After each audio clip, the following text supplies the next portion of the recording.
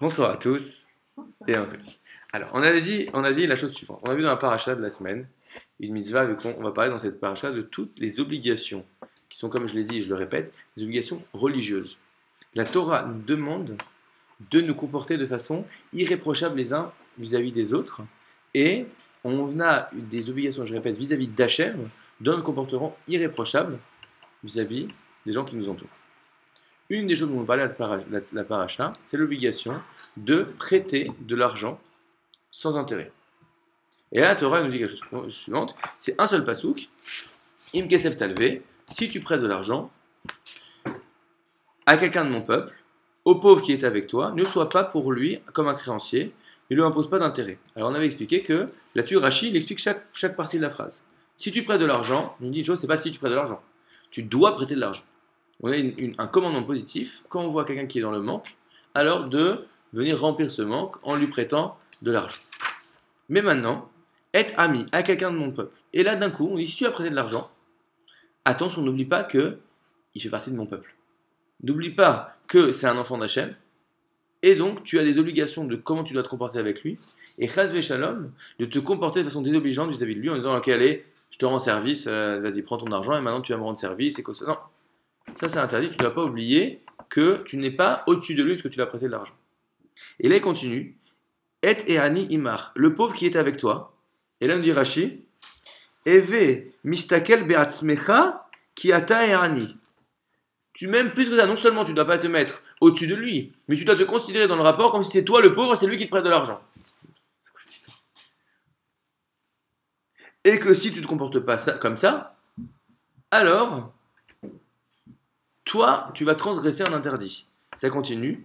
Lotielo kenose, tu ne dois pas te comporter comme un créancier vis-à-vis de lui. Ça veut dire que tu ne dois pas le venir le mettre, par exemple, nous dit la Gemara, on nous avait dit que si par exemple tu prêtais de l'argent à quelqu'un et que tu sais qu'il ne peut pas te rembourser, et donc quand il va te voir, il va être mal à l'aise, tu dois maintenant changer ton train de vie, tu dois changer de synagogue, changer de truc, faire attention de ne pas passer devant sa maison, parce qu'à chaque fois qu'il va te voir, il va être mal à l'aise en disant ouais, t'inquiète pas, je suis désolé, je vais te rembourser. Et comme tu veux pas qu'il soit mal à l'aise, tu dois maintenant faire le tour du quartier, d'accord, pour ne pas passer devant lui. Si je comprends pas, d'accord que je vais pas faire exprès d'aller l'embêter. Déjà, c'est pas mal, parce que je vais prêter de l'argent. Je peux aller dire non, non seulement ça, mais en plus que maintenant je dois l'éviter pour pas qu'il sente mal à l'aise de m'avoir pris mon argent et de ne pas me l'avoir rendu et de pas pouvoir me le rendre. Et là, la fin du pasouk, terrible, l'otasimu la necher, tu ne vas pas lui imposer d'intérêt. Et on avait lu un texte incroyable que à 120 ans, quand quelqu'un va arriver devant Hachem pour être jugé, il y aura des bons anges et des mauvais anges. Les bons anges vont être des anges qui vont lui dire mais regarde quand même ce qu'il a fait, c'est un mec super, etc. Les mauvais anges disent non mais il est très méchant. Et Hachem il va regarder un peu ce que dit chacun. Mais si quelqu'un a prêté sans intérêt, avec intérêt, pardon, quelqu'un a prêté avec intérêt, tous les anges de protection ne sont pas là, il n'y a que les anges qui l'accusent, et là Hachem sur place, il le punit. Quelle punition? Une punition terrible, on a vu, que Hachem lui dit, lui, il n'a pas le droit d'exister, je ne comprends même pas comment est-ce qu'il a pu vivre un moment ce bonhomme-là, et il n'a pas de part au monde futur, il ne pourra pas se réveiller à la résurrection des morts.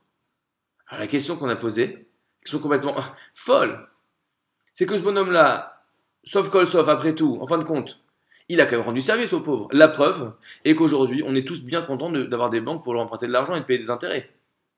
Donc lui, ce bonhomme-là, il a voulu au début être gentil, prêter de l'argent.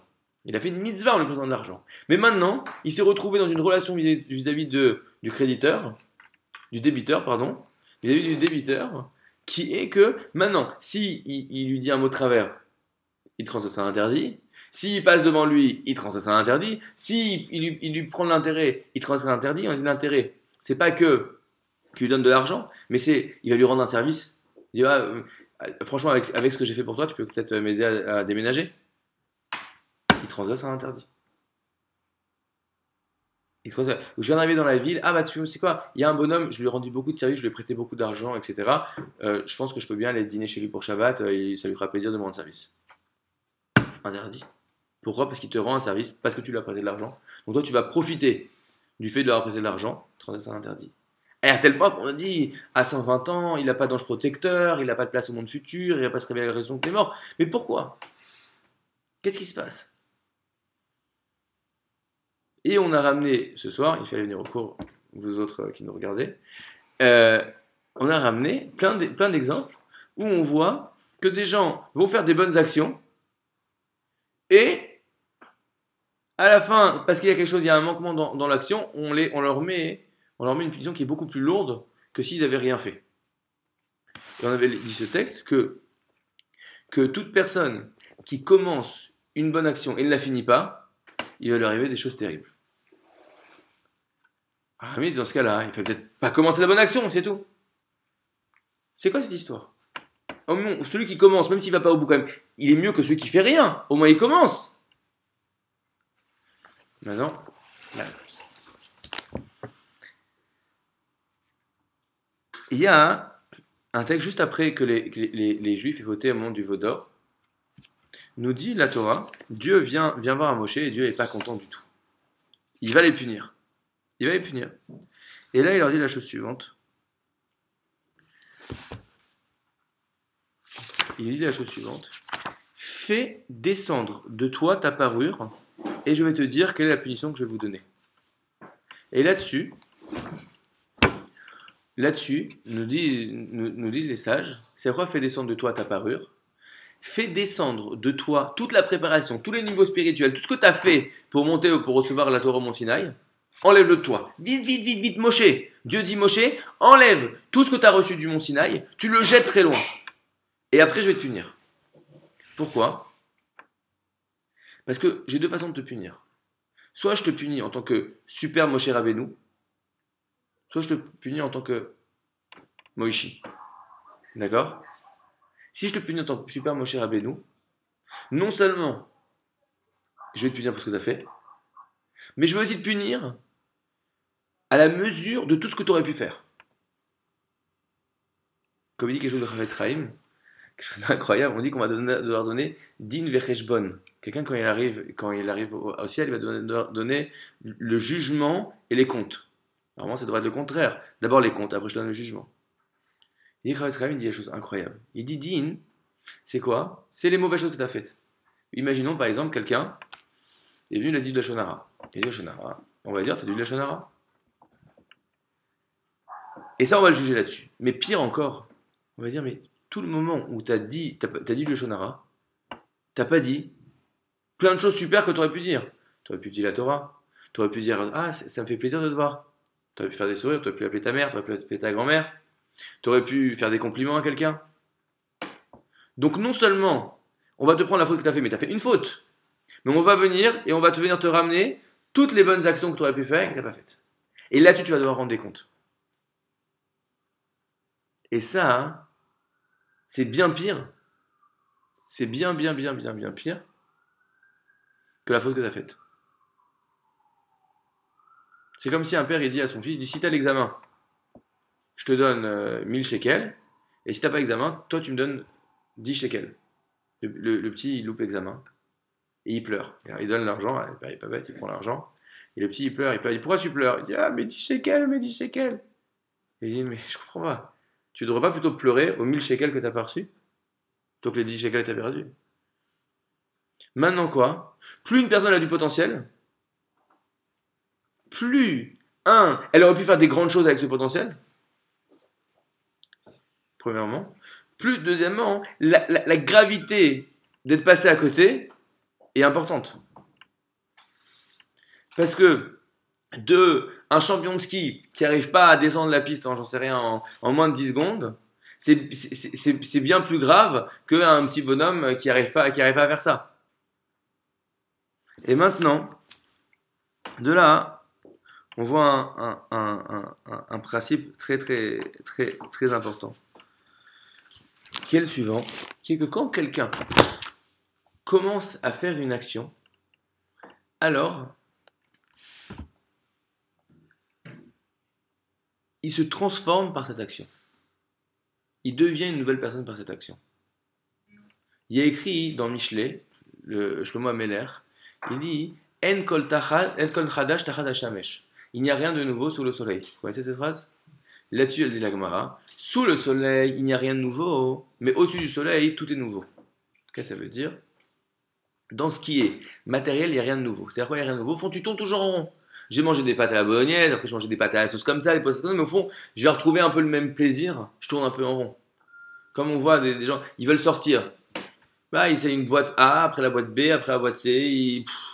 Tu peux pas toujours aller chercher un nouveau truc. En fait, tu tournes, tu essayes juste de revivre un sentiment que tu as eu, tu essaies de chercher à droite, à droite, à gauche, tu essaies de retrouver du nouveau, mais en fait, tu vois que si quelqu'un essaie toujours de trouver du nouveau, c'est qu'il n'arrive pas à se renouveler, justement. Maintenant, dans Kohelet, merci. J'ai dit quoi dans Michelet? Dans Kohelet, Razak, dans l'Ecclésiaste. Maintenant, la Gemara dit non, sous le soleil, il n'y a rien de nouveau. Mais au-dessus du soleil, c'est-à-dire dans ce qui est spirituel, tout est nouveau. Qu'est-ce que ça veut dire que tout est nouveau? Quand je viens m'investir spirituellement, émotionnellement dans quelque chose, alors ce que je suis en train de faire me transforme. Et comme ça me transforme, je deviens une nouvelle personne. Et c'est quoi comment tout est nouveau? C'est comment tout ce que je savais avant, tout ce que j'ai vécu avant, je viens le revoir, je le revis ou je peux me re-relationner à tout ce que j'étais avant de mon nouveau point de vue. Et donc c'est tout mon univers qui est nouveau. Je ne sais pas si ça vous arrive. Moi, ça m'arrive parfois quand j'étudie des textes du Maharal, des textes. Tu prends un point, je fais. Et là, d'un coup, c'est tout ton monde, tout ce que tu as étudié avant, des dizaines d'années d'études, et là, tu le relis par tu as changé de lunettes. C'est comme, je sais pas si vous avez fait cette chose extraordinaire, l'opération de lunettes en Israël. Il y a des gens, donc ils viennent comment ça s'appelle pas des ophtalmos, des ophtalmos. Des opticiens, merci. Des opticiens, ils viennent en Israël avec des lunettes et ils donnent des lunettes gratuitement ou à très bas prix aux gens qui ont besoin. Donc, les gens, par exemple, ils n'ont jamais eu de lunettes. Donc, ils ne savaient pas qu'ils ne voyaient pas bien. Tout le temps, ils voyaient un peu flou comme ça et d'un coup, et ils revoient tout le monde. Alors, il faut imaginer. Leurs femmes, leur paraît différent. Leurs enfants, ils paraissent différents. J'espère que dans le bon, je mange les lunettes. Ok? Mais quoi? Donc, ils revivent tout.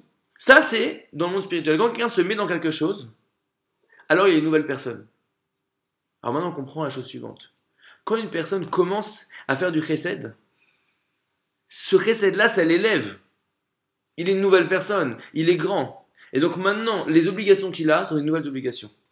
Et maintenant, s'il a un manquement, alors il va devoir rendre des comptes beaucoup plus fins, parce qu'il est une personne beaucoup plus fine. Et que Hachem juge chacun en fonction de ses possibilités. Et ça, c'est le principe fondamental que je voulais faire passer ce soir.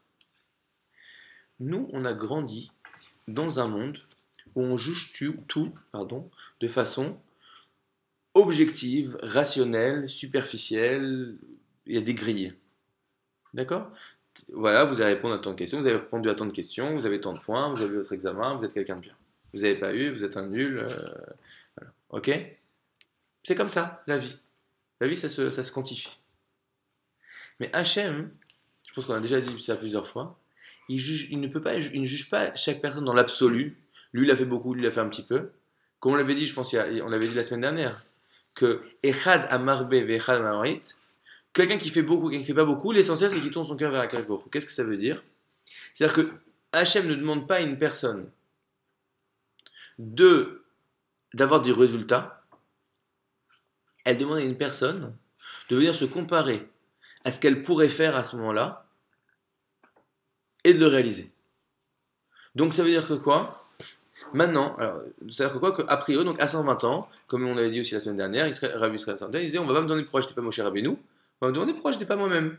On va venir me montrer une image de moi dans sa meilleure réalisation possible, et je vais me comparer à ça, et on va me dire ah, tu vois ce que tu aurais pu être. Et c'est ça, entre guillemets, la punition. On va venir me jauger par rapport au super moi. Pas par rapport à quelqu'un d'autre, pas par rapport au super moi. Maintenant, le point que je viens rajouter cette semaine, c'est que ce super moi, il évolue à chaque instant de ma vie. Et que quoi? Quand j'ai décidé de venir aller dans quelque chose de positif, non seulement j'ai fait quelque chose de bien, mais je grandis avec. Je grandis avec ça.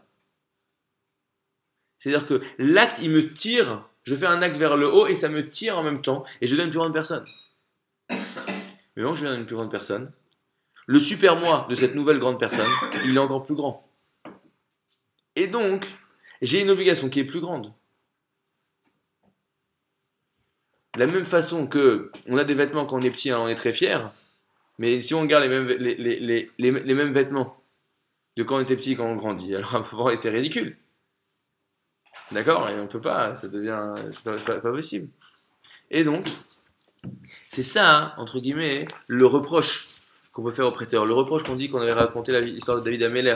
On va raconter un cas d'un riche qui avait fait venir un voyageur, et qui, pour nourrir ce voyageur, il a dit tiens, je vais te donner à manger. Il a pris le mouton d'un pauvre et il a égorgé ce mouton et il a donné à manger au voyageur. La David Ameller, il dit quoi? Il était hors de lui contre ce riche. Il a dit celui-là, il ne mérite pas de vivre, que Hachem lui prenne sa vie tout de suite. Alors, on pose la question comment se fait si c'est un voleur? C'est très grave, quelqu'un de très méchant, mais un voleur. Il y a écrit dans la Torah, il doit payer 4 fois, 5 fois le prix, il ne va pas mourir. Mais là, c'est quoi? Qu'est-ce qu'il dit David? Il dit quoi? Ce bonhomme-là, il est rentré dans du chesed, il a été élevé, il a une possibilité de s'élever extrêmement grande, et à ce moment-là, il descend. Il est en train de monter, et à ce moment-là, il chute. Là, on lui en veut beaucoup plus. Pourquoi? Parce qu'il avait une possibilité de monter très haut. Il y a un texte qui nous dit, le texte du Nazir. Le Nazir, c'est quoi? C'est quelqu'un qui, pour une raison X, Y, Z, va décider de dire maintenant, allez, je prends plus de vin, je me laisse pousser les cheveux, j'étudie la Torah, je ne veux pas profiter de ce monde, je vais me rapprocher d'Hachem. Il lui dit, moi je vais faire ça pendant 3 ans. À la fin de sa période de Nézira, alors, il doit amener un sacrifice expiatoire. On dit, pourquoi? Quelle expiation? Il a été très tzaddik, au contraire. Il s'est mis. Il dit, parce que maintenant qu'il s'est mis là-dedans, pourquoi tu t'arrêtes? Pourquoi tu t'arrêtes? Parce que quand tu montes, ça donne une dynamique de montée. Mais quand tu montes, c'est super. Mais certes, tu peux être encore plus grand. Et si tu peux être encore plus grand, alors si maintenant tu t'arrêtes, on t'en veut encore plus. Alors c'est pas pour dire que, faut faire très attention là-dessus, je suis pas en train de dire que alors dans ce cas il vaut mieux rester petit et comme ça hein, on va me juger comme un petit. Pourquoi? Parce qu'encore une fois, je suis pas en train de dire que on va juger lui plus durement ou plus durement. C'est-à-dire qu'on va regarder chaque personne en fonction de ses capacités. Une personne qui est petite et qui a la possibilité de monter un petit peu, on va aussi l'en vouloir. Dire pourquoi t'as pas monté un petit peu? De la même manière. Sauf que le grand, ce qui s'appelle monter, ce qui quand il était petit, pour lui déjà s'il avait fait ça, ça lui paraissait quelque chose d'extraordinaire. Non qu'il est grand, ça lui paraît la moindre des choses. Et s'il le fait pas, on va lui en vouloir. Pourquoi tu l'as pas fait? Ouais. Quelqu'un qui commence à skier, quand il descend, s'il dit non, mais je laisse tomber, j'ai trop peur, je vais pas aller sur la piste blanche. Alors le professeur va dire non, mais tu sais descendre la piste blanche, allez! Et sinon, je suis pas content contre toi, tu t'es pas donné pour essayer de descendre la piste blanche, faire la luge. D'accord? Mais une fois qu'il a appris, qu'il a grandi, etc., alors maintenant, on va évidemment, s'il veut plus faire des pistes blanches, alors on va lui en vouloir encore plus. Et même, s'il veut pas faire une piste rouge, on va lui en vouloir. En disant, ouais, je comprends pas, tout ce que tu sais descendre ça, pourquoi tu veux pas? Alors que quand il était un débutant, on lui en voulait même pas pour ça. Mais le rapport est le même. La même obligation qu'a le champion de arriver à descendre des pistes de champion, c'est la même qu'a le débutant de descendre des pistes de débutant. Mais ça, c'est de prendre conscience de quoi? Que je ne peux me juger que par rapport à moi-même. Alors c'est à la fois c'est bien, mais à la fois c'est pas bien. C'est à la fois, c'est-à-dire quoi? À la fois, c'est bien parce que maintenant, quand je viens me regarder, je ne peux me regarder, je peux pas me regarder par rapport à l'autre. Comme on avait dit, je pense la même manière, c'est-à-dire que quand tu regardes une personne, tu ne peux pas savoir lequel des deux a le sang le plus rouge. Tu ne peux pas savoir qui est mieux entre deux personnes. Pourquoi? Parce que tu ne peux pas savoir. Lui il est là, lui il est là, lui il est là. D'accord? Mais à chaque instant, j'ai l'obligation d'exploiter le maximum de mon potentiel. Et ça c'est ce qu'on a rajouté cette semaine par rapport à la semaine dernière, c'est que cette obligation-là n'est pas une obligation globale, c'est une obligation de chaque instant. À chaque instant, maintenant je dois me poser la question, comment est-ce que je peux exprimer au maximum qui je suis dans sa dimension positive? Et si je l'ai fait, hop, super, génial, je suis quelqu'un de plus grand, et maintenant, mon jeu il devient plus élevé. Et malheureusement, inversement. À tel point que, il y a cette histoire extrêmement connue de Shlomo Ameler qu'il y a deux femmes qui sont venues avec un bébé. Et chacun dit c'est mon bébé, c'est mon bébé, c'est mon bébé. Quand vous connaissez juste l'histoire, je dois raconter cette histoire ou pas? Il y avait, j'ai raconté déjà, en Russie, dans une ville en Russie, il y avait des familles juives, mais il n'y avait pas de khatan. Il n'y avait pas de garçons pour marier les filles. Alors elles ont envoyé à Vilna, elles ont trouvé deux garçons. Chaque famille, elle avait chacune une fille. Elles ont fait le chidour et dit tu viens ici, on te rencontre et on va faire le mariage. Les mamans des jeunes filles attendent à l'aéroport, attendent à la gare. Et là, ils voient qui descend du train. Un seul, Bachour, un seul jeune homme. Elle dit non, c'est mon khatan, c'est le mien, c'est pour ma fille, c'est pour ma fille. Elle se dispute. Elle ne sait pas comment elle dit, on va aller voir le rabbin. Le rabbin il dit écoute, on va faire comme Shlomo Ameler. On va couper le khatan en deux. Et chacune va prendre une moitié pour sa fille. Et il y en a une qui dit ouais, on va le couper en deux. Elle a dit ah, c'est elle la belle-mère. Donc c'est dans l'histoire de Shlomo Ameler avec le bébé, c'est le contraire. D'accord? Donc il dit, chacun a dit je veux le bébé, je veux le bébé, je veux le bébé. Shlomo Ameler il dit je vais couper en deux le bébé et donner à chacune. Et il y en a une qui dit ouais, on va faire comme ça. Parce qu'il dit mais non, qu'elle le prenne. Et il dit ah, si elle est prête à le faire, c'est elle la belle-mère, c'est elle la mère. Maintenant une question. De qui tu parles quand même? Couper un bébé en deux. Ça arriverait avec personne normale, elle ne va pas couper un bébé en deux. Donc nous raconte cette histoire, on a accepté cette histoire, mais elle est nulle cette histoire. Jamais au monde, elle veut couper un bébé en deux. Comment est-ce qu'il savait, Shlomo Ameler, qu'elle allait accepter? Que la menteuse, elle voudrait qu'on coupe le bébé en deux. Pourquoi? Parce qu'il y a un principe. Comme on l'a dit, de la même façon que quand une personne est dans une dynamique positive, alors on lui demande de monter, parce que tout est ouvert devant elle pour monter. Quand quelqu'un est dans une dynamique négative, elle est dans un enchaînement et elle peut tomber très bas. Si tu lui ouvres une porte, elle va tomber alors qu'elle elle serait jamais tombée là-bas si elle était stable. Donc il faut imaginer cette dame qui était prête à mentir pour voler le bébé d'une autre. Elle est dans un état émotionnel, psychique extrêmement compliqué, complexe. Elle est quand même en train d'essayer de voler le bébé d'une autre. Il dit ah, je vais voir. Je vais ouvrir une porte d'une bassesse que personne au monde n'est capable de. Personne ne peut tomber dans ce piège. Sauf une personne qui est dans un mouvement, dans une dynamique de descente. Et si je lui ouvre une porte, elle va continuer à aller jusqu'en dessous. Et c'est comme ça que Shlomo Ameler il a su d'avoir qui était la menteuse. La chose est la suivante. C'est-à-dire qu'à chaque instant de ma vie, j'ai la possibilité de me mettre dans une dynamique qui peut m'amener très loin et que je dois tenir. Ou même dans ce transition d'une dynamique négative qui peut m'emmener aussi extrêmement loin dans un endroit où jamais de la vie j'aurais été prêt à m'engager et à aller. Et c'est ça l'obligation qu'a chaque personne. L'adviya, l'obligation qu'a chaque personne, qui est une obligation absolue. Ça s'appelle vivre. Et pas ça s'appelle ne pas vivre, ne pas avoir le droit de vivre. C'est à chaque instant d'exploiter au maximum le potentiel dans la bonne dynamique. Mais de me prendre conscience que je dois réévaluer mes objectifs. Ce qui me paraissait être un super objectif il y a un an, aujourd'hui c'est plus ça mes objectifs, parce que grâce à Dieu j'ai avancé. Si quelqu'un monte une boîte, et au début l'objectif c'est d'arriver à pas couler, d'accord? Ou c'est d'arriver à faire un première version bêta du produit, d'accord? Et la boîte, il a levé maintenant 200 millions de dollars. Si on dit oui, voilà, donc déjà on va essayer de pas couler, de pas faire un truc, ils disent mais je crois que vous avez 200 millions de dollars, c'est pour que vous nous fassiez une grosse boîte. Donc évidemment, on comprend bien que les objectifs ils doivent augmenter avec les moyens. Plus je produis, plus j'avance dans mon projet, plus j'ai des objectifs qui sont importants. Dans la vie, c'est la même chose. Sauf que, si on reprend l'exemple de la start-up, à chaque fois qu'on investit dans quelque chose, qu'on fait quelque chose de bien, il y a une injection d'argent, et donc nos objectifs ils montent à chaque instant. Donc une personne qui va commencer dans un acte pour monter, il s'est élevé et il est redescendu. Alors là, on va lui en vouloir. Alors juste finir sur cette note-là.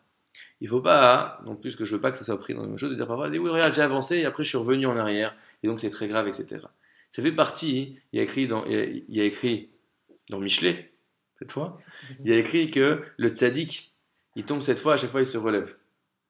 Donc il n'y a pas écrit que le tzaddik, il tombe pas. Il tombe et il se relève. D'accord? Ça veut dire que quoi? Que, encore une fois, quelqu'un qui commence une mitzvah, qui la finit pas, ça prend une vie peut-être de finir une mitzvah. On ne dit pas que c'est quelqu'un qui commence une mitzvah et qui la réussit pas du premier coup, et c'est très grave. Non.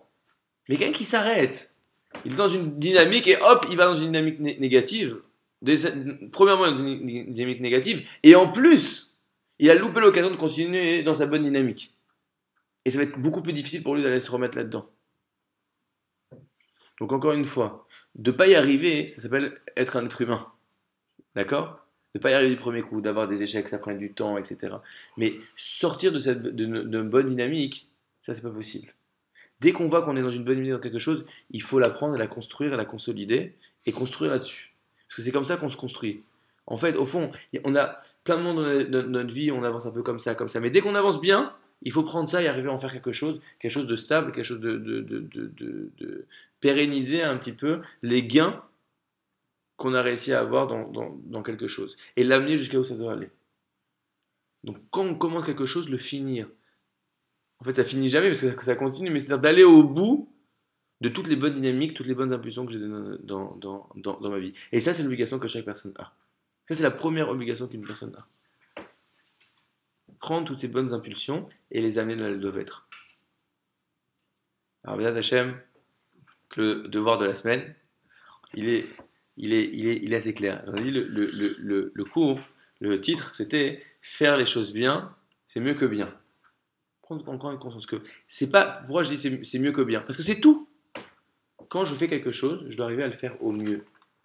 Notre but dans la vie, c'est pas de faire des grandes choses, là non, etc. Mais quand on fait quelque chose, de le faire bien, de le faire dans son entièreté. Quand je commence à faire un acte de chesed, alors je dois aller au bout de mon chesed. Réfléchir, attends, est-ce que je lui donne comme ceci? Est-ce que je lui donne comme cela? Est-ce que j'ai les bonnes intentions? Est-ce que ça va lui faire de la peine? Est-ce que je peux pas lui rajouter ceci, etc., etc. C'est bête, mais c'est ça qui change tout. Tu offres un thé à quelqu'un, d'accord? Avec du sucre, mais tu donnes pas la cuillère. Qu'est-ce qu'il va faire? Est-ce que c'est pire que de ne pas lui avoir fait un thé? Je sais pas, mais déjà t'as été lui faire un thé. Si tu donnes pas la cuillère, t'as tout perdu. Parce qu'il kiffe pas ton thé. Tu lui donnes la cuillère, super. Maintenant il y a le sachet de thé dedans, c'est difficile pour lui de boire avec le sachet de thé. Il a pas une petite coupelle pour venir mettre le sachet et le poser sur quelque chose. Qu'est-ce qu'il va faire? Il va le mettre dans sa main, le sachet de thé. C'est Rabbi Luzan qui a donné ceux qui le connaissent qui a donné cet exemple. Mais c'est ça, c'est que tu es parti dans quelque chose de génial. Va jusqu'au bout. Nous, on pense, non, regarde, c'est déjà bien, j'ai fait. Mais non! C'est pas comme ça qu'on dit. On n'est pas en train de voir Dieu aujourd'hui, regarde, j'ai donné un thé, etc. Et donc, si j'ai donné un thé, c'est mieux que si j'ai pas donné de thé, vu que j'ai rajouté dans ma liste des BA de la journée. Non! On dit déjà, t'as un truc, t'as une occasion, t'as été donné un thé, réfléchis, arrête-toi, comment je peux faire ce chesed il soit complet? Je fais quelque chose de bien, comment je vais aller jusqu'au bout? J'ai apporté quelque chose à quelqu'un, mais peut-être qu'il a besoin d'autre chose. Juste, je vais finir cette histoire parce que c'est une jolie histoire qui est dans le livre du Rav Lemel. C'est pas les 4 coupes de lait. C'est un jour quelqu'un qui va voir un grand Rav et qui pose la question, il dit est-ce que pour Pessah, au lieu de boire avec 4 coupes de vin, est-ce qu'on peut faire ça sur 4 coupes de lait? Et il dit non, je suis désolé, on peut pas faire ça sur du lait. Il rentre chez lui le monsieur, et là il dit le Rav à son aide, il lui dit s'il te plaît, va tout de suite, va acheter 3 bouteilles de vin et 2 kilos de viande et va l'apporter à ce monsieur. Le vin, je comprends, parce que j'ai compris qu'après il n'a pas de vin, ce monsieur, c'est pour ça qu'il veut prendre du lait. Mais pourquoi la viande? Et parce que dis-moi, s'il était prêt à prendre du lait, c'est qu'il n'y avait pas de viande. Il peut très bien s'arrêter. J'ai compris, il veut du vin, voilà du vin. Mais t'es déjà en train de l'aider, ce bonhomme. Va jusqu'au bout. Va jusqu'au bout de ce que tu peux faire. Vous vous rendez compte, si t'es à la maison, quelqu'un veut te rendre un service, ton conjoint veut te rendre un service, et il va pas jusqu'au bout du truc. C'est dommage. C'est à la limite, ça vient quasiment annuler le bien qu'il t'a fait en te faisant le service. Je t'ai préparé à manger, je te l'ai amené, mais c'était froid. Maintenant, je dois me lever pour aller le réchauffer. Encore une fois, mais c'est dommage. T'es venu, t'as fait un effort pour me faire quelque chose et t'as pas été jusqu'au bout, maintenant quasiment je t'en veux. Alors que t'as quand même fait des efforts. Et ça, c'est ça qui fait souvent la compréhension dans les couples et qui fait les disputes dans les couples. Tu dis, mais regarde, j'ai fait ça et ça et ça, il n'est pas content. Mais parce que si t'as fait ça, mais que t'as pas été au bout, eh ben oui, l'autre il a pas l'impression d'avoir reçu quelque chose. Il est plus énervé sur les 10% qui manquent que pour les 90% qu'il a reçus. Et toi tu dis, mais regarde, j'ai fait 90%. Mais ça, c'est énervant quasiment. C'est comme je dis, parce que c'est moi qui l'ai fait quand j'étais jeune à mon pauvre coloc, Mika, si tu nous écoutes, que on habitait ensemble en coloc en Israël. Je sais pas pourquoi ce truc. J'ai honte. Mais j'ai passé le balai J'ai fait un petit tas et j'ai laissé le petit tas en disant maintenant toi tu vas venir et tu vas enlever. Mais il dit mais t'as pris le balai, t'as fait le petit tas. Ok, on fait un jour chacun, mais il manque t'as fait le petit tas. Fini. Je dis mais regarde, attends, toi t'as rien fait, je t'ai rien demandé, j'ai été faire le petit tas et en plus tu m'en veux. Oui, parce que c'est vraiment que t'as pensé à la propriété. Tant que tu te rends pas compte, ok, on se rend pas compte de trucs, on est des jeunes, etc. Mais une fois que tu te rends compte que ça a besoin d'en passer le balai, va jusqu'au bout. Ça, c'est l'obligation d'une personne. De faire le petit tas et d'après, de le mettre à la poubelle, ça va être